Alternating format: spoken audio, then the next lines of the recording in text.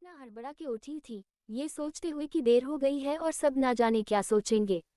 एक रात ही तो नए घर में काटी है और इतना बदलाव, जैसे आकाश में उड़ती चिड़िया को किसी ने सोने के मोतियों का लालच देकर पिंजरे में बंद कर दिया हो।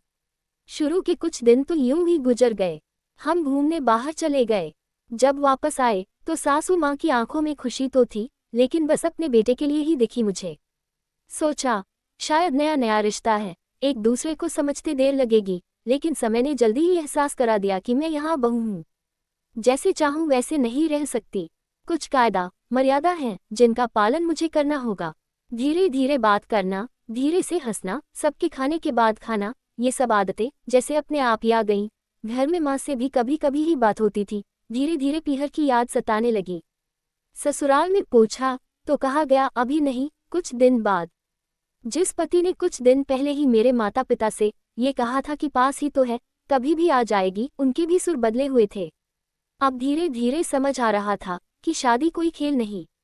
इसमें सिर्फ घर नहीं बदलता, बल्कि आपका पूरा जीवन ही बदल जाता है। आप कभी भी उठ के अपने मायके नहीं जा सकते। यहाँ तक कि कभी याद आए तो आपके पीहर वाले भी बिन पूछे नहीं आ सकते।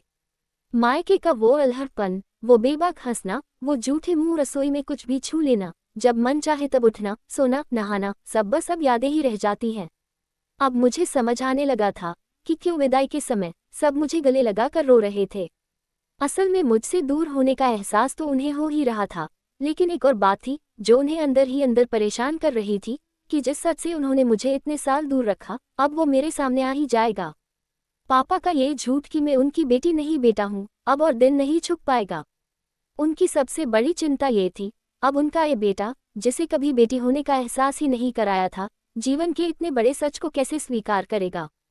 माँ को चिंता थी कि उनकी बेटी ने कभी एक गिलास पानी का नहीं उठाया, तो इतने बड़े परिवार की जिम्मेदारी कैसे उठाएगी। सब इस विदाई और मेरे पराये होने का मर्म जानते थे, सिवाय मेरे। इसलिए सब ऐसे रो रहे थे जैसे मैं डोली में नहीं, अर्थी में जा रही हूँ।